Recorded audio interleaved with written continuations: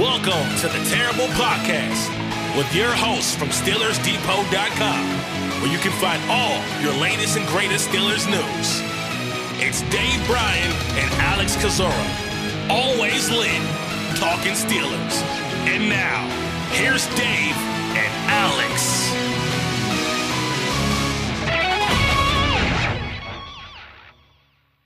Welcome to the Terrible Podcast, Season 13, Episode 149. He's Dave Bryan. I'm Alex Kozora, SteelersDepot.com. Thanks for being back with us here this Monday. And Dave Bryan is back, fresh off his vacation. And I can only assume he was at the Kenny Pickett wedding, somewhere tucked in there. And so how was the Kenny Pickett wedding, Dave? Yeah, but my invitation must have got lost in the mail there. Boy, it sounds like and it's too bad because it sounds like that was quite a shindig there that they had. Can you imagine trying to cut down the invitation list?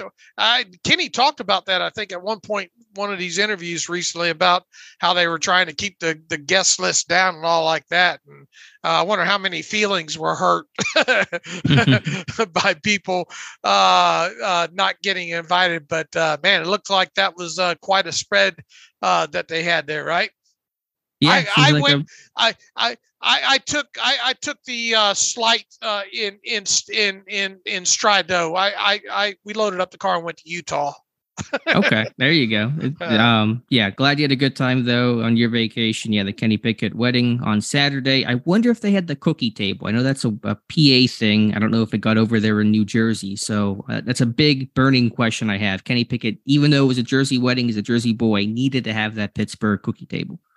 Yeah, I thought I saw something of that somewhere. Wasn't it someone from one of the news stations, I think, had video of that? Was it who was it? Emily? I don't know. I did not see. Send it to me, though. Yeah, I'll have to send you. I forget who had it on Twitter, but I thought I didn't even know what it was. But now that you said that, it looked like there was cookies everywhere. So maybe that was related to the Pickett wedding. Good. Well, I'm glad to hear that. So that was my burning outstanding question from the weekend. But yeah, Dave, the news cycle, there's been some stuff going on here in the time that you had been away. Josh and I kind of recapped the initial reports of the signings and roster moves that Pittsburgh made, releasing wide receiver Anthony Miller, bringing in two players and linebacker Nick Kwiatkowski and long snapper Rex Sunahara. But you and I have not talked about it yet, so we can kind of work backwards and then get to more current day news, starting with those roster moves that Pittsburgh made about a week ago. Yeah, first and foremost, thanks to Josh Carney for sitting in. And unfortunately, you had to discuss, I think, the passing of Clark Hagan's too, didn't you? That came out of the blue, and I obviously noticed that while I was on the trip and all. But certainly sad news there. Boy, so young too. Still, what was he? 46. 46. Wow, that's young. So unfortunate news there for sure. As far as the transactions went, I found it a little bit surprising that Anthony Miller was let go this time of the offseason here. But within that, I think overall it was Anthony Miller was a guy that was probably up against it as far as chances of making a roster. It wasn't unthinkable for things to maybe roll his way throughout the summer, but I mean, he is up in age, and he obviously, was on the practice squad last year, and there just hasn't seemed to be a lot of roster or, in other words, a lot of interest in him potentially making a roster really across the NFL the last, season and a half or so. Who was he with last? Was it Houston?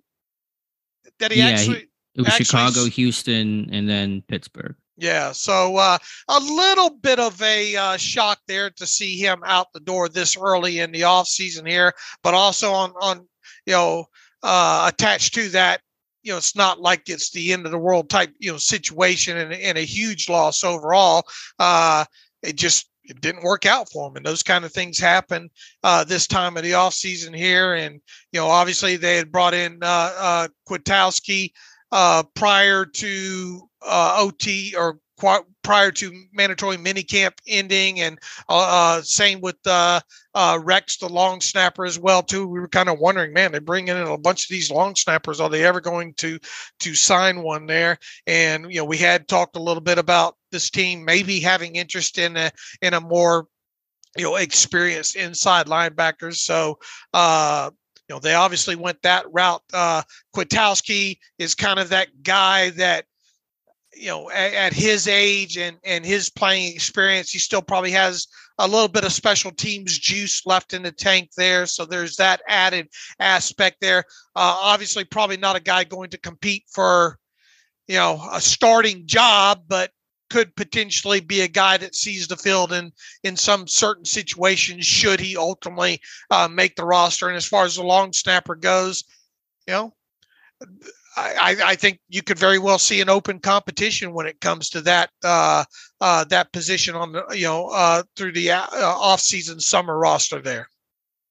Yeah, I think that's the theme, especially of both signings, but I think even the Sunahara one, that's the point of my terrible take today, is just bringing in competition everywhere. So if you're not a cemented starter, you have somebody that's really pushing you and adding depth, adding competition. You're seeing it at both inside linebacker and now long snapper for the summer. It's just good for the team. You want to have some difficult decisions to make on cut down. You want to protect yourself against injury and just the unknown of somebody not working out somewhere. So to get even a guy like Sunahara in, that's not going to be a headline type move, but I think it's still an important one that kind of gets to the core of what Omar Khan is trying to do. I understand the need for the inside linebacker depth, and I can appreciate that. I just, I'm higher on Mark Robinson than probably a lot of people are, maybe even more than the team is right now, and just want to make sure he gets an opportunity to play and get reps and make mistakes and get better. With this signing, it feels like the chances for him to play and get some more of those reps are going to decrease this summer, which is a bit disappointing, but I understand their point of getting a guy with a lot of experience and, generally a well-rounded skill set and someone who can certainly play on special teams. Those are all positive things for the Steelers. Yeah. And one other kind of underlying, I guess, takeaway maybe from the Anthony Miller release is the fact that, at least how I'm viewing it is that they're real comfortable with the overall health now of the wide receiver depth chart. There was, kind of some questions obviously about, Calvin Austin and him returning back from the foot injury from last year, and Allen Robinson obviously coming off of a foot injury last year, and how he was expected to maybe kind of be a little bit slowed throughout the summer here, and you obviously have a few other younger, more experienced wide receivers on the roster there. But I think kind of one of the underlying not sexy takeaways from this is the fact that I think you could kind of speculate that they're happy with the overall shape of that depth chart, and specifically the health of a couple of guys on that wide receiver depth chart. Sure. When you trade for Allen Robinson, when you get Calvin Austin back and he looks good and healthy, when you sign Hakeem Butler, all those things occurring after you had to re-sign Anthony Miller pretty early in the offseason. So made him expendable. We'll give him a chance to catch on somewhere else, maybe before training camp. I just really didn't see the path for him to make the Steelers 53 without several injuries, and he's had injuries himself. Missed last year with a shoulder injury. I think he was nicked up for a time during OTAs, and so he's been in Pittsburgh for a while, done really nothing to contribute. Again, health one part of that, and so it's probably fair to move on. Yeah, I guess at this point now, and obviously you have the roster back at 90 active, and then one on IR and Renell Wren, and it's something we usually talk about around this time of the offseason as well.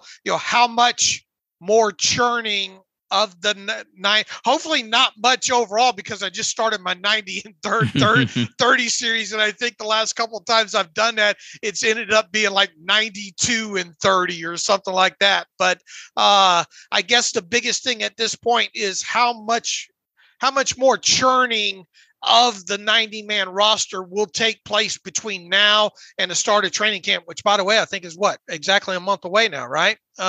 Correct. As of today. And, we have written and talked over the years about how, players that were not on the active roster come the time that mandatory minicamp ends, actually making or being on the week 1 53-man roster, come that time. And we've seen that, more than a couple of times over the years, whether it be, a free agent signing after mandatory minicamp ends, or a trade a cut, post cut down that final week kind of trade type situation. So I think I firmly believe, and history tells us that will potentially be, the same situation this year. Now, technically, I guess you could qualify guys like Rex Sunahara and Kwiatkowski in that conversation, right? Because neither one of those guys were technically on the team during the mandatory minicamp, right? So right. Those were 2 additions after the fact. But I think even moving kind of past those additions there, I think there's still a good possibility that someone that's not currently under contract with the team right now, 1 or 2 players even, might end up being part of the 53-man roster come week 1. Sure. Given Omar Khan's willingness to add to this roster through every avenue and change this roster pretty aggressively, I would say the bottom half of the roster is substantially different than where it was 1 year ago, even probably more so than it typically is from any, year to year, Kevin Colbert year to year kind of situation. So I would not be surprised based off of waiver wires, trades, injuries, evaluations that will occur, this late August where they're going to be active and add somebody. You think about, Zach Banner, who was a mid-training camp ad years ago. He made the team. Ray McLeod was somebody that got signed in the early middle of August and makes the team. So you've seen those stories before, and it could happen again. It could be a trade. There's a lot of examples of that. Waiver claims, all those guys get cut at once this year on that final cut down date. So that'll be a very busy, active day for Pittsburgh and the rest of the NFL. And the day or 2 that follows is going to see increased movement of those waiver claims. Yeah, exactly. And, hopefully there won't be any injuries between now and the start of training camp.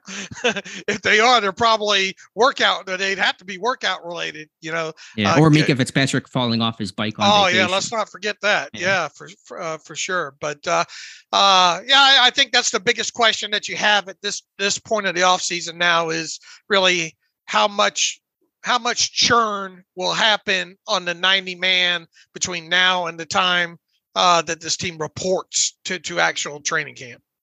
Yeah, I mean, that's, it could happen, but I'd like to think this roster is pretty much set. I don't know what else there really is left at. Maybe somebody comes available. Maybe they reach a deal with somebody, but I generally think it's going to be set. And then you get in the camp, you have your injuries, your evaluations, and then things obviously will start to pick up from there. Dave, one thing that happened Steelers news-wise that occurred after Josh and I spoke on the last episode of the podcast was the Steelers on Friday signing 2 of their 3 outstanding rookies to their rookie contracts. That is second-round pick Keeanu Benton, 49th overall, and first-round pick Broderick Jones. And so the only rookie left to sign is Joey Porter Jr., both on the, I should say on the Benton deal.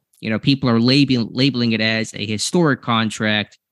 I guess technically that's true. You had just outlined it well, so it did not come as any sort of surprise or shock to me that Benton got a sliver of guaranteed money in that 3rd year, which had never happened before for the 49th overall pick. So it is a unprecedented contract, but I think the headlines you read about that are not nearly as impressive as the actual detail of what that means. Yeah, I mean, look, we should toot our own horn here, right? Because it's kind of played out with these final 3 draft picks, kind of the way we thought it might, and related to the holdups of why those guys took so long to sign. The the Benton thing, as I laid out in the post before I left for vacation, was more than likely tied to that draft slot to where he was. They continually try to push that, move that line in the sand as far as third-year guaranteed money around that level there. To have some small percentage of it, and the line did get moved a little bit there. He is the first player at 49th overall, correct, to have any percentage of the third year money guaranteed. It's not a lot, but it is some, and that ended up being the holdup there. And I would have to imagine that the main sticking point, like I pointed out when it came to Broderick Jones, obviously that it's a fully guaranteed 4-year deal, but it was probably related to signing bonus payout, structure, time frame, and all. So the fact that they got both those guys done over the course of this last week, I don't take as a huge shock because of kind of the parameters that were laid out there. And now we're down to just Joey Porter Jr. And we kind of predicted that he could end up being the last draft pick that the Steelers signed this year. And all that's going to be related to how much of that fourth year money, right? Or how much of that third year money, and how much maybe that will creep into potentially even, some of the fourth year money there. So it'll be interesting to watch that play out. We could be waiting a little bit longer on him, especially where he was picked, 32nd overall. And obviously I don't think he's going to get all 4 years fully guaranteed, but I think there's a good chance that, because I think the way this has transpired, it's gone up like 5% each guy when it comes to that guaranteed money there. But he's going to probably push a little bit harder than the 5% step up there, the way things have gone so far this offseason. And with Will Levis being the guy drafted right after, he didn't sign, right? I think he's still unsigned, right? To my knowledge, he is not signed his contract. So, and as I wrote the other day, or before I left to go out of town, was the fact that I wouldn't be shocked if those two wind up being the last two guys to sign at this point here. So I do think that obviously the Porter deal will get done before this team reports to training camp. I have a bit of a feeling that we could be waiting, another week or two, maybe. Yeah, and we had talked about this where we thought Benton and Jones would get done before Porter, and Porter would be the last Steeler to sign his deal, and that is going to be the case. Obviously, with Benton, for those wondering, it was reportedly 8% of that third year is fully guaranteed. That comes out to about $113,000. So it's not some people said it was a fully guaranteed third year. It is not. It is a sliver. It's 8%. That is just a natural increase of agents each year. These guys kind of are able to push or move the goalposts a little bit, and that's what happened here with Benton. So it is a first for 49th overall pick, but it's not anything that was unexpected or, frankly, all that, shocking. Yeah, and the thing is, I spent more time on kind of studying that this offseason, and now having a better grasp of it overall, it should be able to play more into the kind of the predictive of when these guys will sign, moving forward into next year's draft and all, especially if the Steelers wind up having a pick around that, 50 to 52nd overall. We'll obviously see how the rest of this draft class plays out, because I think there's still a good handful of players on both sides of Keeanu Benton who have not signed yet. But I would imagine now, with Benton being right in the middle of that group, that you're going to start seeing a lot of these signings come across the waiver wire now. Sure, that makes sense there. So give us just kind of a brief salary cap update. I know you had that post go up yesterday on the site as these signings are official. So kind of give us, I know that was already accounted into your past projections, but with the signings and all the movement, give me an update, Dave, please. Yeah, and look, there was never really a question of what within a few pennies of what these cap charges were going to be on guys like Benton and Broderick Jones and all like that. That was just a matter of when can I move them from the unsigned portion to the signed category there. But now you're looking at a team that still, obviously still has Joey Porter left unsigned at this point. If you want to look at it in a real-time aspect, and within that, going ahead and accounting for the mandate. And, one thing that I'm kind of confused about that I need to get with Joel Corey with is why the NFLPA has yet to implement the placeholder charge. Maybe they have, it just hasn't been reflected on, that one NFLPA sheet. Mm-hmm. That's updated daily. But if you want to look at it in real time now, these two additional draft picks have been signed. If you want to look at it as this workout bonus placeholder charge being in effect, this team is a little over $12.8 million under the cap. Now, the offset of Joey Porter, you can go ahead and factor in as being an additional little more than $800,000 displacement charge there. So if you really want to take a more realistic look at it, this team's right around $12 million under the cap at this point. As I always try to point out in these posts of mine, there's always these forthcoming kind of allotments or not necessarily charges, but adjustments that you have to account for with the end of the rule of 51, with the 52nd and 53rd player being added. You're going to obviously have to afford a full practice squad. How many players are going to be on IR come week one that you have to account for? I mean, you've already got one. And Rennell Wren, that looks like that's going to carry over into week one. And then once again, the biggest pushback that I get, throughout the offseason is, man, Dave, why do you have this team having $9 million in, essentially free salary cap space at the start of the season?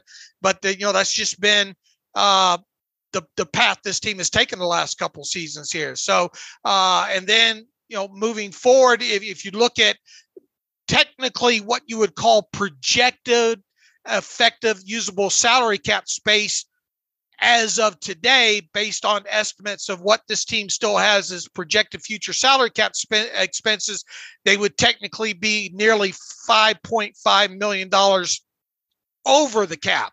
Now, that's not a hard, fast number because those charges haven't hit. But if you're projecting out ahead, that's where I have them at a projected $5.5 million, nearly $5.5 million over. Now, there's the whole TJ Watt conversation of a restructure. I mean, there's a little more than $12.6 million that can be freed up that way. Will they have to do the full restructure? We'll see. And then other things that could impact this thing moving forward is how many of these players currently in the rule of 51 won't be there come week one, and potentially replaced by cheaper guys. I mean, you could have a conversation about Montravius Adams, Kevin Dotson, Gunnar Olszewski, Miles Killebrew. I mean, all of those are notable examples of guys that are scheduled to count more, than let's say, $2 million or so that might not be on this 53-man roster, and even potentially replaced by guys making less than $1 million. That would save you some cap space that way. And then additionally, something we're obviously watching between now and the start of the regular season is an Alex Highsmith contract extension. And my view on that hasn't changed all off season. I think you could potentially be looking at his cap number increasing around roughly $3.5 million than what it is right now. And obviously you'd have to make room or be able to afford that $3.5 million increase. Top to bottom, I provide these updates whenever, things like this happen, but it hasn't changed my outlook or the scope of this thing throughout the process. This seems to be very much on course from boy, when was it that I, that you were away and I did that, podcast dedicated to it. I think if people listen back to that, this has pretty much still been on course to kind of the way I predicted this would play out with the salary cap situation dating back that far. So obviously the things that will impact this thing greatly moving forward is, TJ Watt's restructure. Will that need to be a full restructure? Will it be a partial restructure? How much will, assuming that they get a deal done with Alex Highsmith, how much will his cap charge in 2023 increase? And really kind of the other unknowns there is what kind of IR situation will this team face come week one? And what kind of shuffle in the current rule of 51 with guys like Adams and Dotson and Olszewski and Miles Killebrew will happen that'll free up a little salary cap space that way. Yeah, all good information there. Again, as you said, the numbers, the calculations have really remained the same for the last couple of months, but good to update and refresh and just hammer home those points because, I know you like to educate people on the cap and really explain things. I think people learn a lot from those articles and really gain a greater understanding of where Pittsburgh is at. So it's always good to write those every, once a month or so to kind of check in on the Steelers financials. Yeah. And look, I think my main takeaway, looking at all the projected numbers and obviously factoring in maybe, a Watt full restructure and a Highsmith extension, there might be as much as around another $3 million that this team could play with. To go out and add another player or two moving forward between now and the actual start of the season here. Because once again, what's going to happen with some of those guys like Adams and Dotson and Gunner and Killebrew, the odds of all those guys not being here come week one are probably against that overall, but it's still not unthinkable. Overall either to have some sort of shuffling that'll free up, anywhere from, $1.5 million to, $4 million, let's say. So this team still is not strapped overall when it comes to being able to add a modest piece or two, between now and the start of week one. Yeah, you never know what will change. There will be some changes, and so we'll be watching for it. Dave, one thing that happened over the weekend, I wouldn't even call it Steelers news, but George Kittle was on the Pardon My Take podcast, and I think the quote's being taken a little out of context. I think for the article that we wrote, we tried to capture more of the essence of what George Kittle said, but he's looking forward to the challenge of blocking TJ Watt week one. Kittle says he prides himself on being the best blocking tight end, best pass protecting tight end. He probably is right up there. And especially given the 49ers shaky right tackle situation, losing Mike McGlinchey to Denver this offseason. Not that Kittle's going to block Watt 1v1 a lot or at all, but that's going to be, I think, one of those hidden matchups to watch in that opener. So Kittle very much looking to test his abilities against TJ Watt.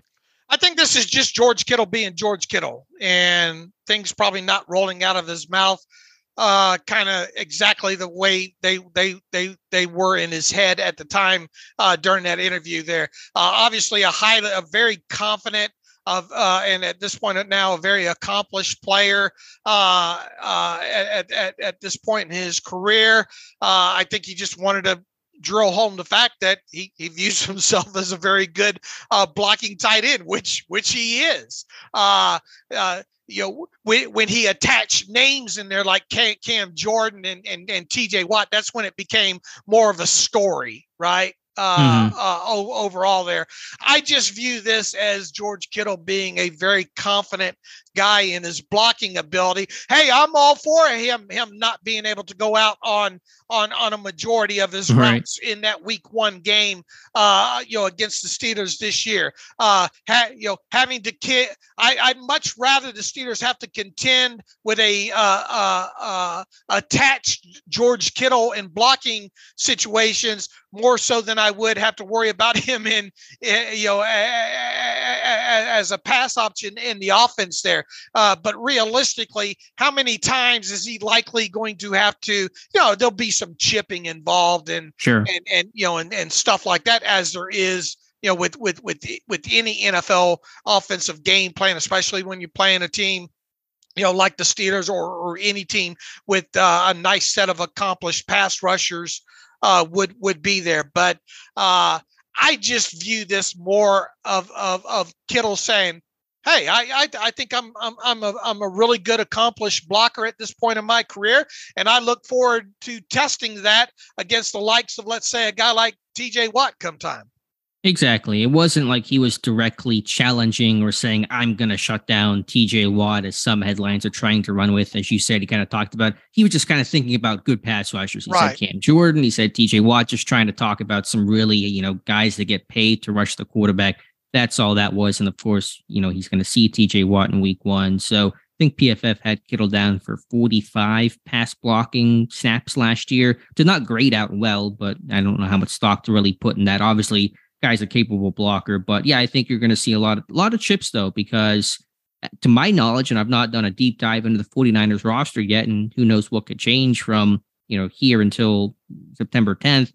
They got Colton McKivitz as their starting right tackle, who has 5 career starts, West Virginia kid, former 5th round pick a couple years ago. So that's a big downgrade from McGlinchey, who's been a really quality tackle for them. And so if they don't address that in terms of bringing somebody else in, I think we're going to talk a lot about, how the 49ers try to take away TJ Watt or try to slow him down, and those 1v1 rushes between Watt and McKivitz come week 1.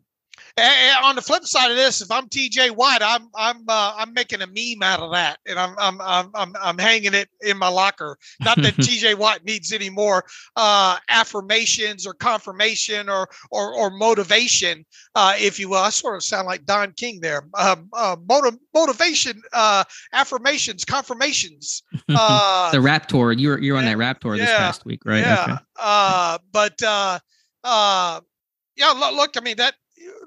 And I think you framed it well. I mean, this is something, the closer that we get to that week 1 game, it will be interesting to see because, TJ Watt just came off that interview with Ben Roethlisberger talking about how he loves that side that he's on and why he loves the side that he's on. And that predominantly obviously means, once again, we should look forward to TJ Watt going up against primarily right tackles in the NFL in 2023.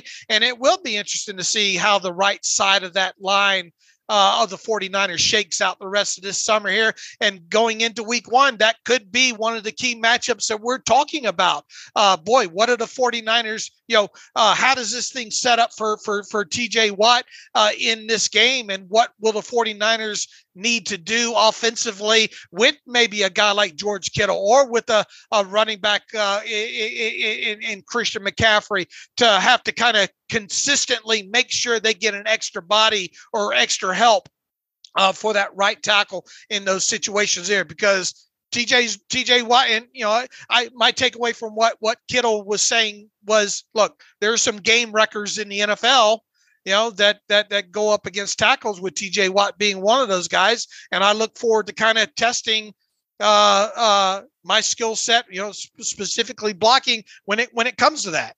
Yep, absolutely. That's the point that he made. And really, there's not anything else to that. And by the way, speaking of Kittle, and to kind of bring that into Pittsburgh, he just finished up the week at Tight End University, where Pat Fryermuth was at. I did not see much of Fryermuth there. I don't know if he was maybe not working that much because he's got whatever injury he's dealing with right now, potentially a foot issue. But I know Fryermuth was at Tight End U alongside Kittle. Those two are apparently pretty good friends off the field. So that's just one minor note on what Pat Fryermuth is doing. Yeah, and obviously you hope Fryermuth is raring and ready to go, come obviously started training camp and beyond.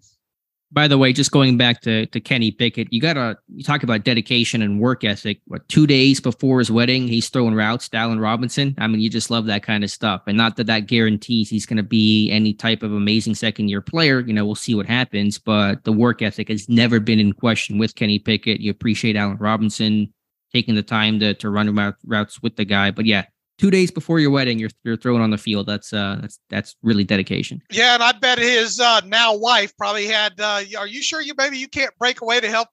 Baby, I got I'm the leader of this offense. I got to work with these guys. That's a nice out to have there. But look, this goes back to the day Kenny Pickett was drafted, right? We talked about how the mature aspect of him and on through his rookie season, how this thing didn't seem to be too big for him. Fast forward into post last season and getting the guys together down in Florida and really taking command of this thing. And I think, and we've stated this several times as well too, the main takeaway about this, how this 2023 Steelers team is shaping up at this point, man, you don't see, and it's not like there's been a lot of drama with this team the last couple of years, anyway, but it really seems to be, if zero to very minimal worries about camaraderie or leadership or direction, and not and really on both sides of the football. I mean, you got guys like Patrick Peterson now in the room on defense. A couple of the other guys they've added on defense, free agents are more veteran, team orientated guys. Allen Robinson, boy, what kind of underlying aspect once we get into the season will his addition be to that room? Because even going back a couple of years ago, I mean, you had and no disrespect to Juju, but he was still a younger wide receiver and leader of that room, and not really having all that many years underneath his belt as well too. And not to take anything away from Deontay Johnson, but that's not kind of what he is, right? Being that, or at least not yet, that more veteran leadership presence in that room. And we all know the whole Chase Claypool thing. It has kind of seemed like the last couple of seasons that room overall has needed that 10-year guy like Allen Robinson. So I think that played in greatly into the decision for this team to trade for him as well. Obviously you need a guy that can play in the slot, a guy that can be versatile, but the leadership aspect of what Allen Robinson, I think, brings to this team, I don't think that we're going to be able to fully maybe or hopefully appreciate more until we get into week 3, week 4 of the season along those lines. Especially because this is still a young room overall. Sure. No, it's a great point by you, Dave, and well said. And I know we had talked about throughout the offseason hoping to find that veteran type of, receiver, especially somebody that could work in the slot and give you snaps there. And it was hard to find who that guy would be because the free agent market was pretty poor, and obviously drafting's not solving the veteran problem. So I think you're absolutely right. I think that was a huge component of why they went out and traded for Robinson, kind of that surprising out of nowhere type of move to, for obviously the on-field impact of beating zone coverage and kind of being that slot possession receiver like Juju was the final 2 years of his career, something Chase Claypool was not, something this team certainly lacked last year with Gunnar Olszewski, Steven Sims. So there's certainly on-field reasons to acquire him, but they wanted that presence in that room. And I think it'll be impossible to quantify, but you're right. I think it'll pay off in big ways. It's one of those things too, when it was nearly impossible to predict a trade for a guy. Look, you could go down a list and say, man, they should trade for this guy. But you look at the contracts and stuff like, you could obviously create some clickbaity type articles out of that kind of stuff. But when you boil it down, it was kind of next to impossible to predict such a thing as happening when it came to a trade for Allen Robinson. Yeah, you had the Blues Clues aspects. If you want to go that way, it would make sense, but there were all the financials involved and the compensation. But I guess where I'm getting from this is you can sound a lot smarter about it after the fact of it actually happening and breaking down why it was a good move after the fact, as opposed to actually predicting something like that happening. Does that make sense?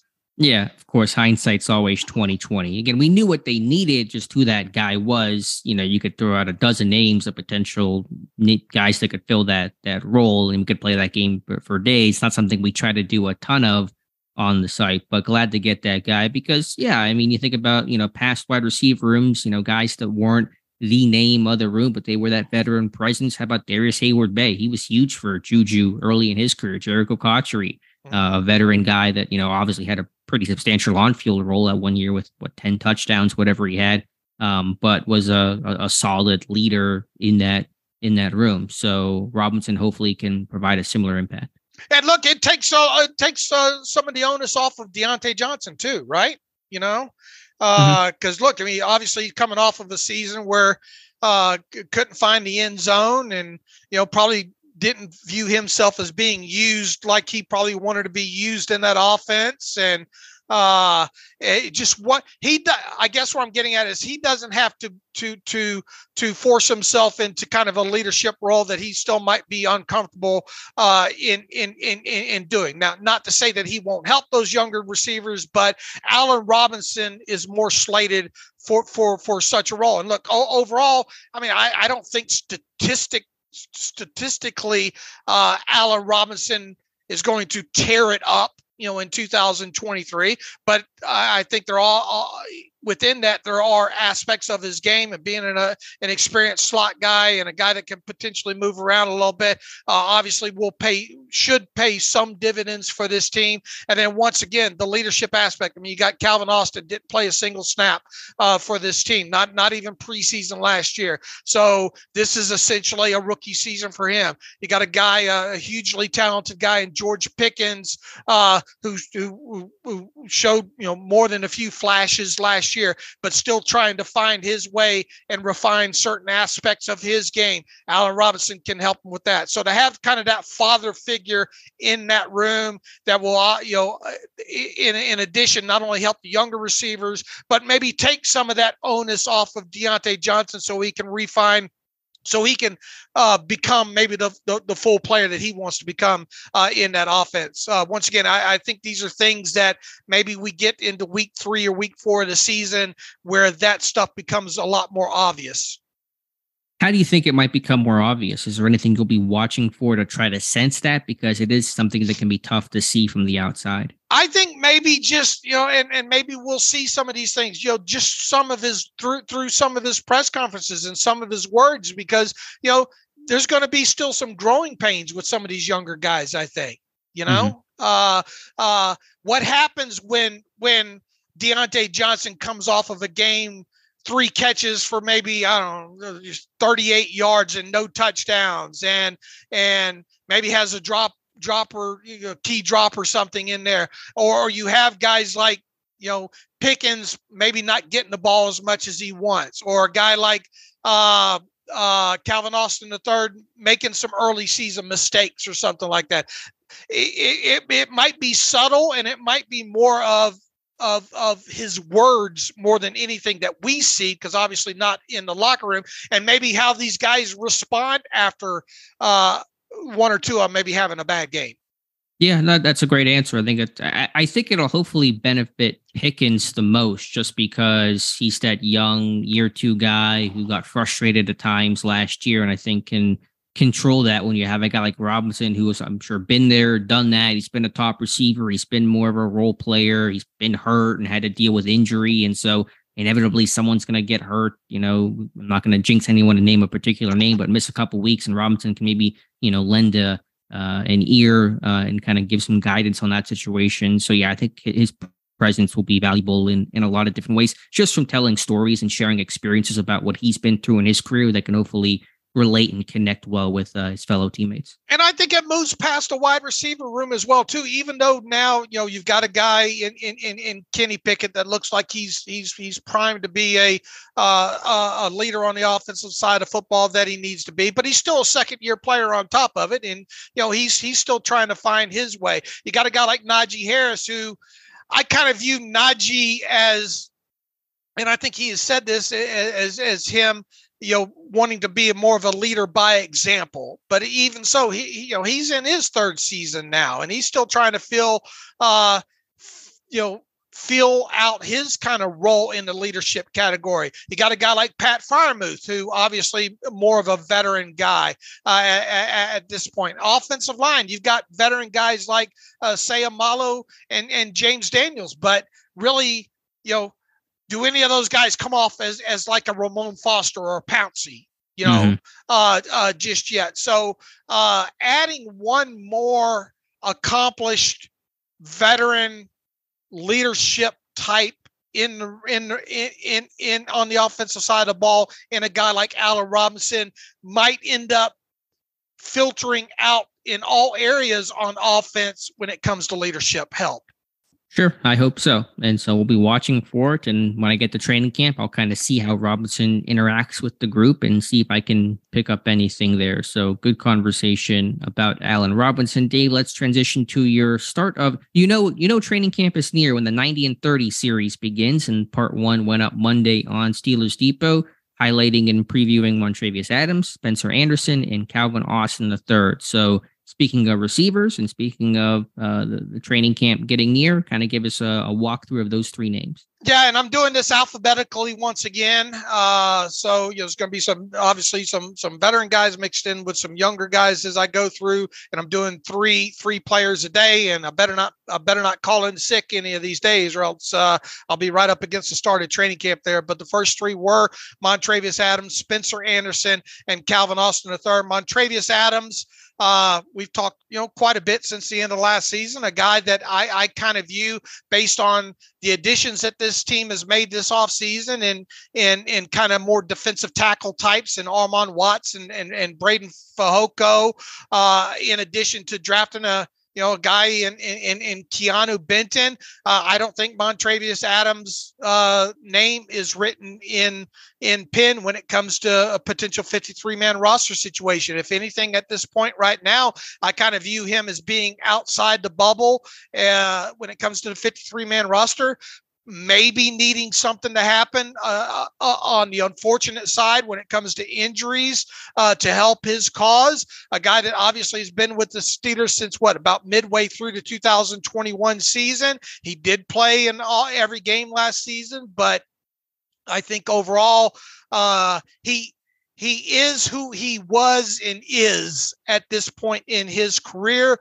I don't view him as having any ceiling left overall, and he is a guy that very, very easily, I think, can lose a roster spot this offseason here. So it's going to be interesting to see how things play out the rest of the way, especially when it comes to help on that defensive line, because you re-signed Larry Ogunjobi, obviously have a veteran in Cam Hayward, and we just mentioned the additions this team has made too. So I think Montravius Adams is up against it this offseason. Yeah, I think he's certainly a clear bubble guy. When you bring in so many nose tackle capable players, as you mentioned, Benton, Fehoko, Watts, and obviously Benton, the most notable name there, he should be the week 1 starter, barring him just looking terrible this summer. A 2nd-round pick, pretty easy transition from the nature of the position and the role, and coming from Wisconsin's more quote unquote pro style defense that's pretty similar to what Pittsburgh runs. It should be a fairly relatively easy leap. There's going to be bumps in the road, and there's still going to be a transition and some challenges, of course, but Benton should be the starter. And at that point, Adams becomes, relatively expensive-ish backup without a real path to playing a lot. And, if Watts can play up and down the line and offer something as a pass rusher, you really kind of wonder how they're going to justify Adams' roster spot on this team come week 1. And how will the numbers play out? They're going to keep 6 or 7. It's one thing to obviously keep in mind moving forward. It sort of feels like they're going to have to keep 7 for Adams to have a chance as we sit here in late June. And even that might not be enough for him to make it, right? Yeah, we'll see. I'd have to run the numbers on exactly how that looks. Generally, they keep just 6, but they might be heavier this year and go 7. So we'll have to wait and see. Yeah, obviously injuries could factor into it as well, too. But as we sit here right now, I don't like Montravius Adams' chances of making a 53-man roster, but a lot of things can change once this team gets into training camp in the preseason, obviously. Next up on the list, Spencer Anderson, the Steelers, 7th-round draft pick out of Maryland, a guy that, when you look in totality at this draft class, even though the Steelers did look at quite a few offensive linemen throughout the pre-draft process. I view Spencer Anderson, at least in my book, as a guy that snuck up on me come draft day there. Looking back, though, you always are able to sound a lot smarter when talking about why these guys were drafted after the fact.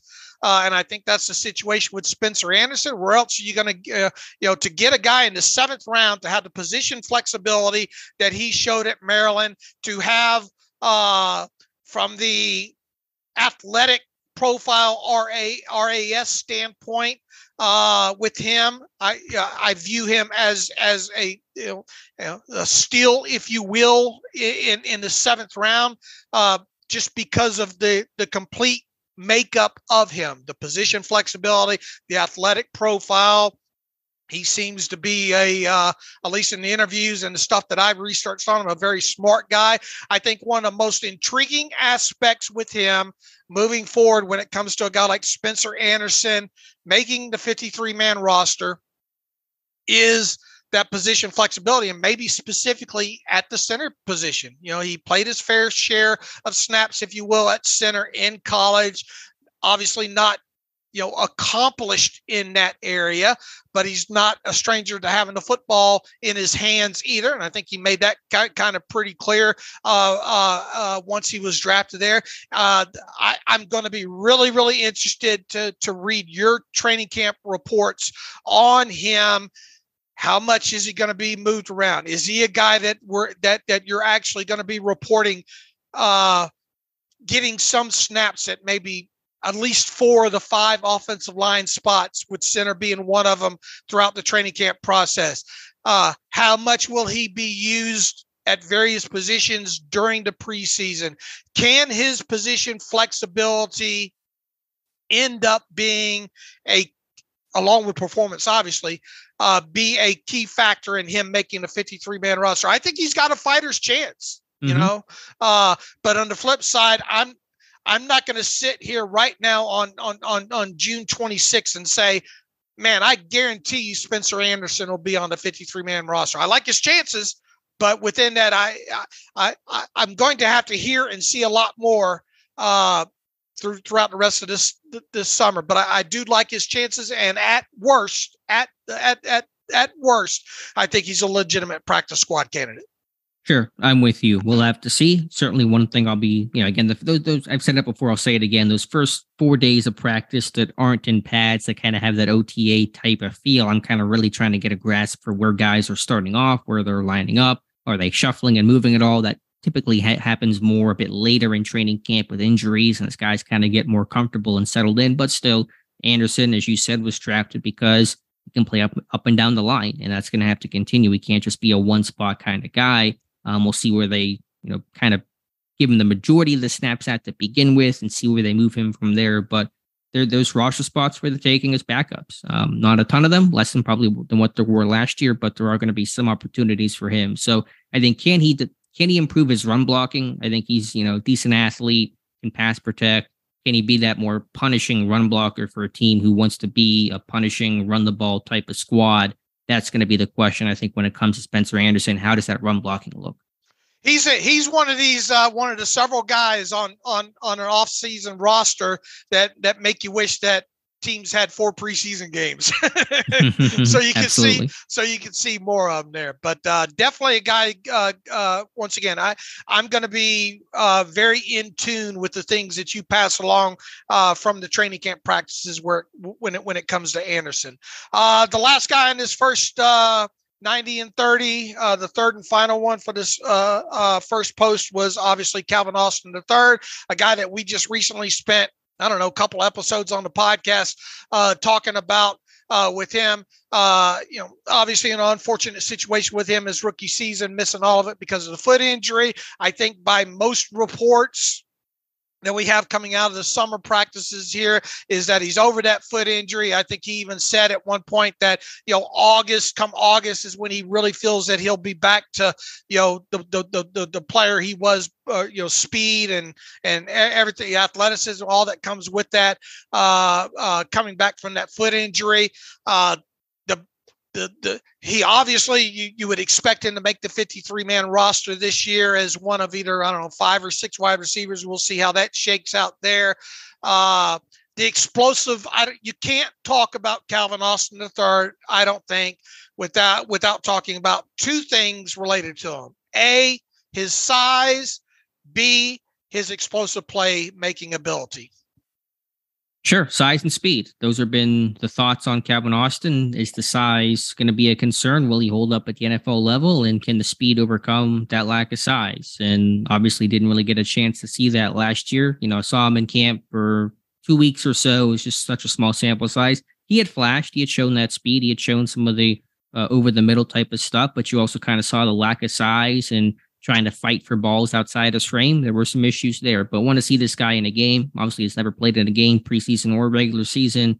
How does that translate? How do they use him? Is he going to be just kind of a gadget guy? Is he going to be a true blue receiver with an actual full route tree? Hopefully, it's more the latter, but you're going to see the jet sweeps. You're going to see the motions. You're going to see RPO game, screen game. They're going to get him involved in those ways. And it sounds like they're going to really, hyper utilize him all over the field, even potentially backfield type stuff. Najee Harris seemed to allude to. So, as you said, kind of have to make sure he doesn't have that big red flashing light on his head whenever he gets on the field. This guy's a legitimate wide receiver with great college production. So he's somebody that can run a fuller route tree, even play on the outside occasionally. It's what he was majority of the time at Memphis. So again, want to see this guy in a stadium and start really evaluating that, because there's nothing when it comes to our knowledge of what he can do inside an NFL stadium. And even though he was sidelined his rookie season, how much was he able to learn about all 3 positions in that offense and the roles and the responsibilities that come along with it? I mean, mostly at Memphis, he was, Z and slot, can he have, will they use him as an X, and be able to maybe move Deontay around a little bit as a result of that. Obviously, you got a guy in George Pickens too, right? Who has some X experience. So just looking at him overall, on top of the size and the athleticism, big play, the speed aspect of him, is how much versatility will he have as a second-year player not playing in his rookie season? How much will he be able to be moved around in that offense? Sure. Definitely going to watch for that as well. Going to probably play most of the time inside in the slot, but as you said, and as I just mentioned, he played on the outside quite a bit at Memphis, so it's not going to be foreign to him. And he talked about how he got a lot of mental reps last year. And so hopefully there was some benefit of that lost rookie year from an on-field standpoint of being able to watch and absorb and again, take those mental reps. And last thought on Austin is return game. Is he going to be this team's starting kick and punt returner? Ideally, he's the guy to do both. If it's not him, then it becomes messier in terms of trying to find who those guys are.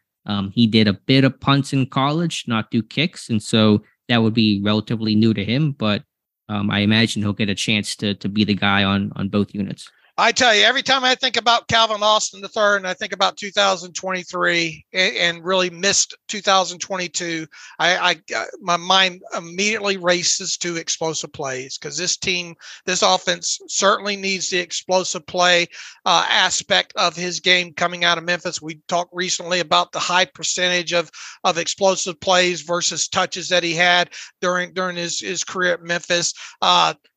That's the main thing that comes to my mind when I think about him is, man, can this kid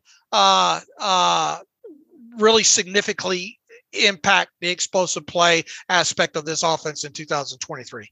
Who is next in the 90 and 30? What's the alphabet looking like for that? That is a good question. Benton going to be in that next batch? Let me pull up the roster by alphabetical, because I have not even started that post today for tomorrow. It will be Luke Barku, Chris Boswell, and Miles Boykin. Is Benton not coming before that?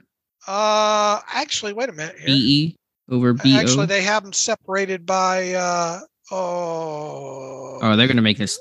Yeah, the media site has them broken down. Go to the team website, just Steelers.com. You can sort it there, and it should be a lot easier than whatever the media websites doing to you over there? Let's see. Let me sort. Yeah, it should be Barku, way. Benton, and Boswell. Should be the next three. It looks like. All right, Barku, Benton, and Boswell. I stand corrected. Boykin will have to wait a day. I'm glad you reminded me of that, or else I probably would have missed that. So yeah, Benton, Barku, Benton, Boswell. Sound like a law firm. But, that will be up on Tuesday morning. All right. Sounds good. One study I did for Monday, Dave, and I did this, the first example last year, and I wanted to revisit it this year, was how big is the Pittsburgh Steelers coaching staff? Because that gets a lot of critique. And, I wanted to really compare that to really be able to put the hard data to it. And for the second year in a row. How big is it? I was trying not to make those jokes or like references in the post. I knew somebody was going to do that. So there you go. But yeah, Pittsburgh does have the second smallest coaching staff in the NFL for the 2023 season with 19 total coaches. Only team who has fewer are the New England Patriots with 18, very similar to last year. The Pats last year had the smallest coaching staff.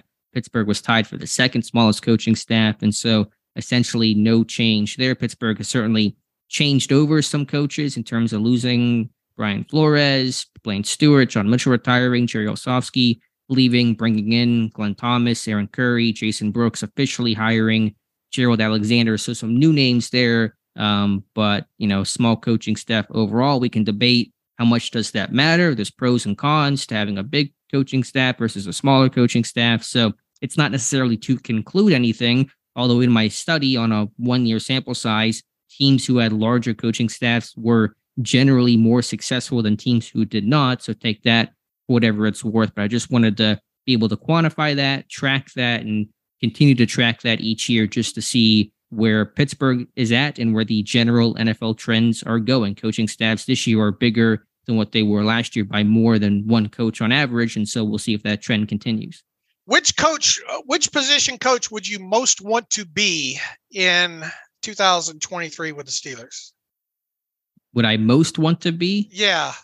Which job do you envy the most when it comes to this coaching staff? I'm going Denzel Martin. Yeah, that's a pretty easy one. I would even probably look like a decent coach if I got to coach up TJ Watt and Alex Highsmith. I think the tight end room is really exciting for Alfredo Roberts with Freiermuth in year 3, Hayward in year 2, Darnell Washington his first year. I think it's a really unique room, as Robert said, different skill sets. It should be really fun to see those guys all grow and continue to develop. Who would you say, I know which way you're probably going to go with this. Who would you say is the most underrated position coach on the Steelers staff right now? Yeah, I'm going back to Roberts. I think that's the way I thought you'd go.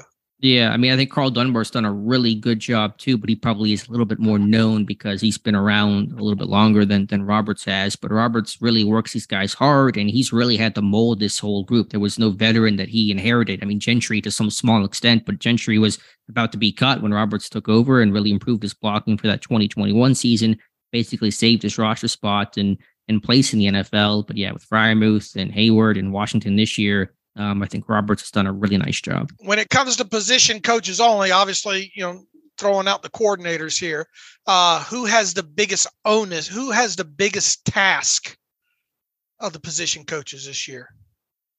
That's a good question. I just want to see how the secondary gets managed by Grady Brown. Now, obviously, Terrell Austin's got that.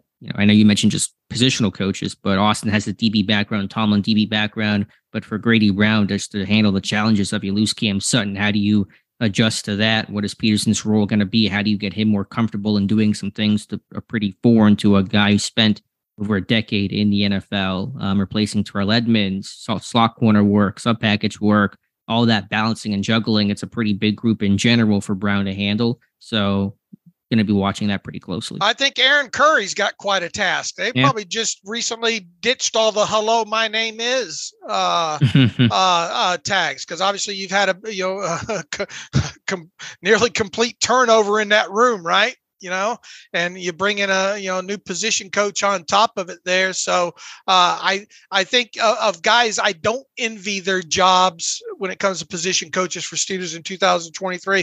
I think Aaron Curry would be the top of my list. Yeah, that's a really good suggestion as well. Just one last note from my study. Pittsburgh continues to be the only team with one coach who carries a special teams title. That, of course, is Danny Smith. Every other team in the NFL has at least two coaches that have, you know, your special teams coordinator and usually an assistant or two assistants. Pittsburgh, the only one who officially has one. Danny Smith does get some help from other assistant coaches, but Pittsburgh really allows Smith to run that group probably with more autonomy and more just, I shouldn't say freedom, but just more on his own than probably any other team in the NFL.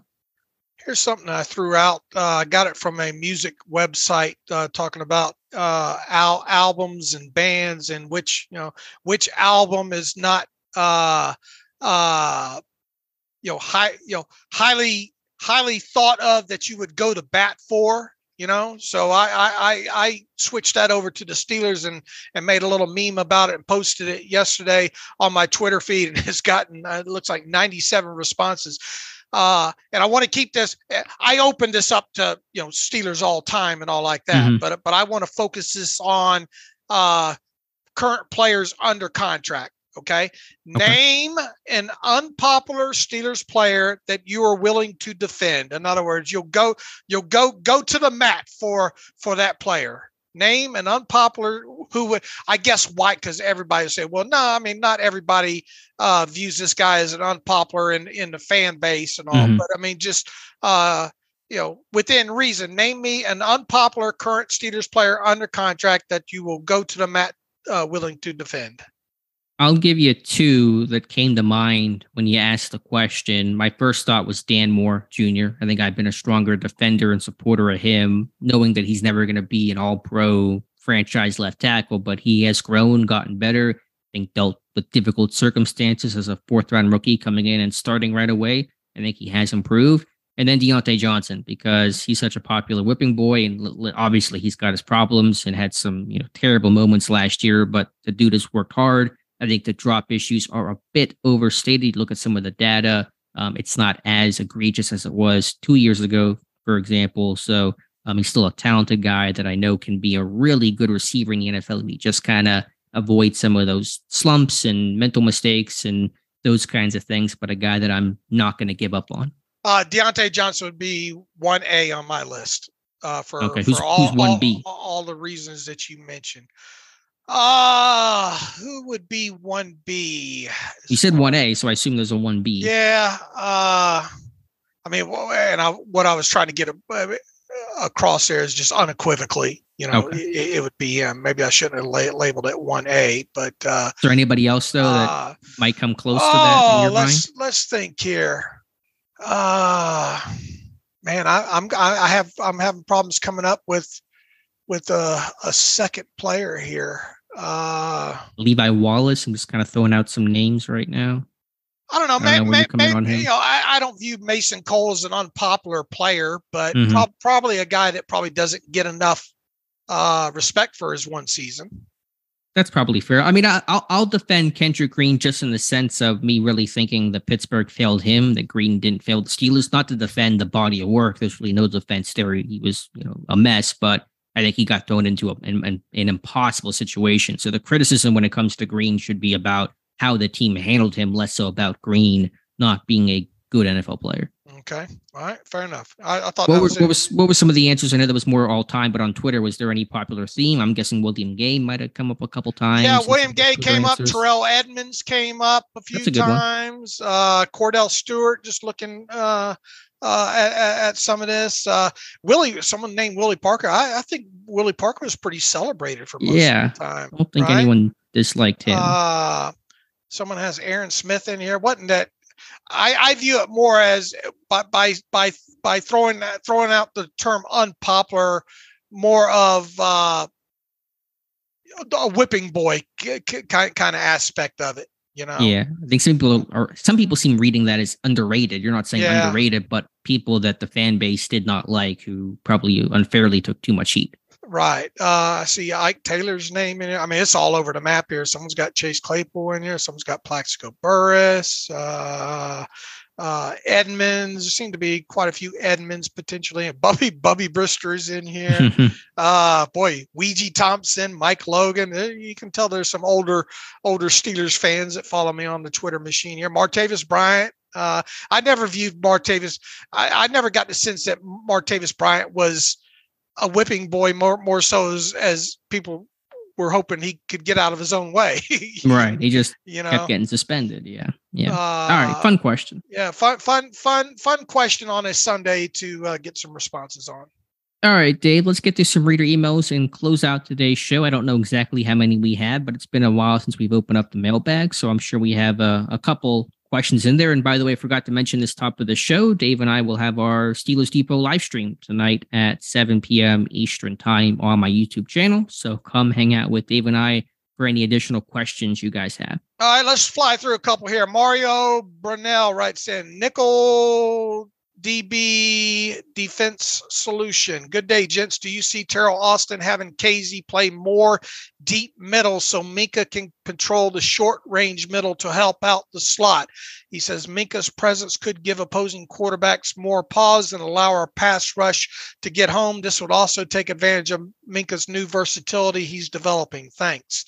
I get the kind of the gist of the question here, and make no mistake about it. You're going to see Minka continue to try to rob a lot, right? Kind of, be that guy diving down in there. So will KZ be more of the guy though to kind of take that other role and be the guy rotating back? It very well could be, especially his second season now, right? With the team there, going to be a lot more familiar with the defense. Obviously missed, half of his first season there due to injury and all. Short answer is I think you're going to see Minka continue to patrol down low in the middle of the field, maybe a little bit more than he did last season. My answer to that would be yes, that you'll see KZ, I wouldn't say do that, but continue to do that. That's basically his role whenever he came off of IR after the bye. Dime packages, playing the deep post, playing deep half. Edmonds became more of that dime backer type of position and role on third downs last year. So yeah, that allows Minka to spin down and rob and take away crossers and read the eyes of the quarterback than just playing center field or deep half where it's easier for the quarterback to throw away from him. So yeah, Keanu O'Neal's not going to be that guy, and so KZ should be that guy. When you talk about Minka, obviously if you keep him tied to the post as a deep safety, he's going to be an effective player for you. Where you unlock Minka on top of that is putting him in places on the field where maybe opposing quarterbacks don't expect him to be. And we've already seen that countless times throughout his career in Pittsburgh. So the more that you can do that in this defense and put Minka, have him, post snap, show up in areas of the field where maybe he's not necessarily expected to be, is going to increase the chances even more of him making big plays or turnovers. Yeah, my concern is just being able to do some of those post-snap rotations as they did last year when you don't have a Cam Sutton. And will Patrick Peterson be that guy that does a lot of that? We'll have to see. But that's going to be a challenge because Sutton really allowed his versatility and football IQ. He could play anywhere, and you could really rotate and change your looks late. And will that be as effective this year with some of the new pieces, especially early? I have some questions, but we'll have to wait and see. It would have been, you can't go back and undo history and all, but there are times it makes you wonder how maybe effective this defense could have been had KZ been healthy, all throughout last season. Yeah, I think obviously without TJ Watt, the whole tenets of the defense fell apart. Rush 4, drop 7, and get home to the quarterback and allow your guys in coverage to make plays. But yeah, I mean, when you saw KZ come back alongside Watt, the whole defense got a whole lot better. Simon Short writes in long snapping competition. First off, just want to say thanks for what you guys do. Second of all, I can't believe I'm sending an email about a long snapper, but that's what you've done to me.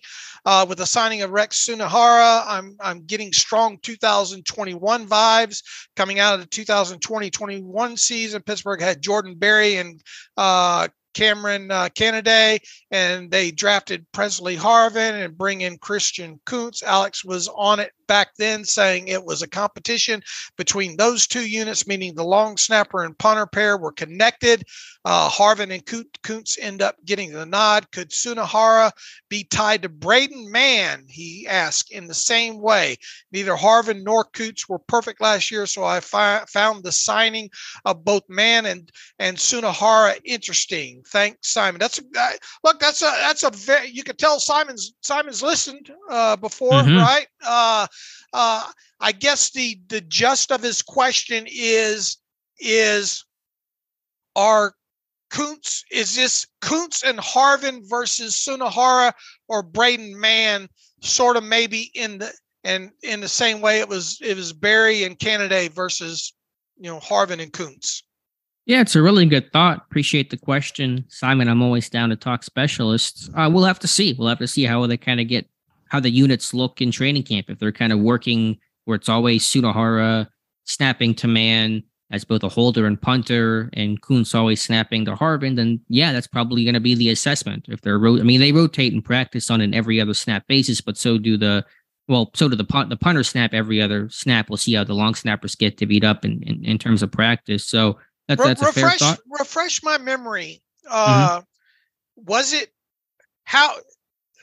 You probably have this somewhere in your hieroglyphics there, but how much do you remember how much they maybe mixed and matched, like Harvin with who was it was Cameron Kennedy. Well, Kennedy. Was there a lot of mixing and matching going on? I truthfully don't remember that well. There might have been to some extent. I'd have to go back and look at my notes to see what all I can cobble together. Okay. Maybe that's worth a post at some point in these next 4 weeks. We'll see. Sean Irvine writes in play installs. Hey guys, when you agree reports that the team are doing X amount of installs per day in OTAs or mini camp, what does that mean exactly? One play, a set of plays, a formation where the amount of plays varies? That's a good question for Alex, being as how he sees more of, well, he doesn't get to see during OTAs and all, but I know I know Kenny has talked about this a little this offseason. Walk them through installs. Yeah, I would just say it's the core tenets of your offense, and what exactly that entails can probably vary a little bit. I wouldn't say it's one play. It may be a base formation, and here's our base runs out of that. Here's our base zone run, our base gap run, our couple of core passing concepts. And so that's probably more so how it's built. I wouldn't say the installs are one specific play. It's just kind of here's our foundational run game, our 2-3 core concepts. Here's our foundational pass game, both, quick game and 5 and 7-step game, and things like that. So it's probably more about the situationals and the foundations of, here is like the very basic principles, the Novocaine, to use the phrase from the Titans there, thought of how this offense is built and put together. So that's probably the best way to describe installs. And different coordinators might have different ways they go about this as well, too, depending on their lineage, right? Sure, I'm sure. Yeah. And then obviously each coordinator has their own core principles. And so that can change in terms of what their offense is kind of built around. Let's take one more here from Jordan Pearsall, right? Saying, what's up, Dave and Alex? You're my number one Steelers podcast, so I had to get both of your thoughts on this. In your opinion, who is the most entertaining Steeler ever on offense and on defense? Not necessarily. Did we? No, I don't know if we. No, we haven't gotten this. Okay. not necessarily the best, but the most entertaining. He says, my offensive answer was Antonio Brown. He's the only player that I can remember after literally every Sunday asking myself, how the hell did he do that? We know how special the route running and burst was, but the contested catches, even in double coverage at his size, I don't know if I'll ever see that again, he says. He says, my defensive answer is Troy Polamalu. There is no way to describe that combination of instinct and athleticism, but I'm thankful I got to watch it every Sunday. Thanks, fellas. Look, Jordan, it's hard to disagree with the two names that you threw out there on each side of football, right? I mean, man, there was just, I can remember, for a span of, obviously Antonio had a nice run of 5-6 seasons, but man, like those final 3 seasons, I mean, it was like every recap podcast of every game, running out of, I remember, having a conversation, saying, man, we're running out of kind of superlatives to kind of describe this play or that play that he'd make almost on a weekly basis when it comes to that. So, it's unfortunate Antonio Brown, the player on the field and off the field are two different conversations. But man, when he was, in the meat of that 5-6 year span, he was very, and the question is about entertaining Steeler. He was very entertaining. And then, I mean, Troy Polamalu, goes without saying. I mean, you just did not know what that guy was going to do on a week-to-week basis. Sure. Defensively, I don't know who would even come a close second to Troy as number 1. I don't know if a Rod Woodson would or someone like that, but I think it's got to be Troy. Offensively, obviously, AB is a really fantastic choice to try to think about some of the guys who aren't necessarily the best at their position.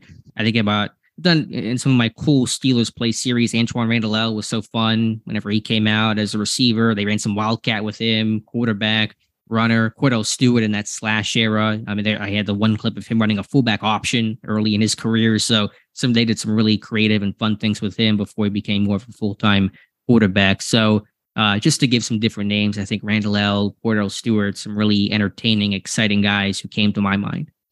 What'd you think about my story behind it? I knew it wasn't going to be popular at all, but I'd been wanting to kind of ride around Neil Graff, the former Steelers quarterback, especially that one season in 1977 there. So that picture of Bradshaw being strip sacked with that soft cast on his left hand in that game in 1977 against the Broncos kind of sent me down. You know how it is. You get going down those rabbit holes and you can't stop. So I figured I might as well write about it. Maybe somebody will find value in it. Once again, I knew that post wouldn't be popular. I think one of the biggest takeaways from that might win somebody a beer in a bar in a Steelers bar one day is in 1977, the quarterback with the second most pass attempts that season behind Terry Bradshaw was none other than Neil Graff with 12. I definitely did not know that ahead of doing my research and writing up this post. But I mean, you talk about 1977, still, heyday of the early heyday of the Steelers and all like that. Neil Graff is the correct answer to that trivia question.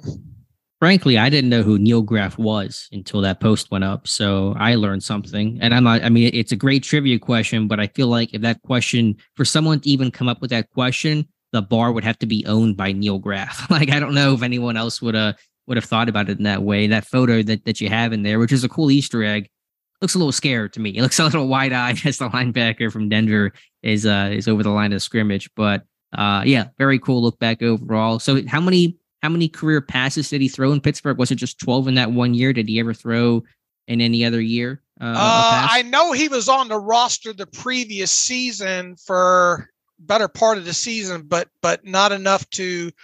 He didn't get into any game if you will, in 1976. Prior to that, he was with the Patriots in 74 and 75. So in 77 was his only season to have pass attempts.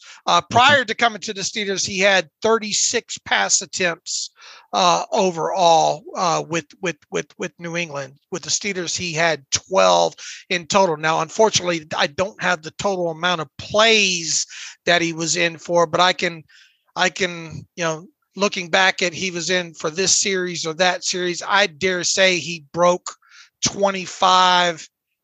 That might even be pushing as far as offensive snaps that he received during his Steelers career, which essentially was, the 1977 Steelers season there. What's interesting about part of that research as well, too, when you go back to that 1977 season, is Bradshaw had injured that left wrist hand early in the season against the Oilers, and was relieved in that week, I think it was a week 4 game, by Mike Krusek, who later in that game suffered a separated shoulder in that game and had to exit that contest. Then rookie defensive back Tony Dungy had to come in and mop up in that game, and Dungy, played obviously quarterback at Minnesota, and he had to finish that game under center there. Neal had been with the Steelers that preseason and all, and had been cut, and obviously he was the obvious choice to come back. I think Stout was a rookie at the time and didn't have a great preseason, so they didn't want him running that offense at all there. So that's why Neil Graff was re-signed and immediately became the backup to Terry Bradshaw overall. But the fact that Dungy finished 3rd that season in pass attempts behind Graff is also an interesting kind of tribute point to all of that. So I just found the whole thing, basically came across the photo as a byproduct of researching Neil Graff, and then that specific photo where Bradshaw was strip sacked in that 3rd quarter of the Broncos game is what ultimately led to Graff getting a little bit more playing time. So I wasted 10 minutes of people's time. 80% of them probably don't care about it, but I found it interesting. That's why I wrote about it. Yeah, I think it's cool. I'm looking at his game logs against the Browns. He went 2 for 2 for -6 yards. Was that because the sack that he took dinged his passing yards, or were there negative plays? Do you know? I saw that, obviously he got into 2 more games after the Denver game. One was against Cleveland, and one was against the Chargers late in the season. And I think the game against I don't remember how far. It seemed like Bradshaw dinged up that hand again and had to come out for a couple plays. It was either that one or the game against the Chargers. I think Bradshaw got dinged up again, but I didn't go deep down that rabbit hole as far as games past the Denver game with Graff getting in there. Yeah, just seeing the 2 for 2 for -6 yards is a heck of a stat line, and I'd love to know. And maybe I'll research it myself. Is he completed 6 passes in Pittsburgh? I wonder who those went to, because one of my favorite all-time stats of the weird is with T. Martin, and he completed 6 NFL passes, and they were all caught by Hall of Famers. 5 by Jerry Rice, 1 by Tim Brown. I don't know if this was the same with Graff and Swan and Stallworth. Probably not, but I just would love to know where those completions went to. There you go. Something else to go down a rabbit hole and look at. Neil Graff on a Monday in June. There you go. Number 16. Yeah. All right, Dave. Anything else from the email machine? No, I think that's a good point to wrap things up here. When are we going to be back? Are we going to be, obviously we had the live stream on YouTube tonight. We're going to kind of play it by ear the rest of the week.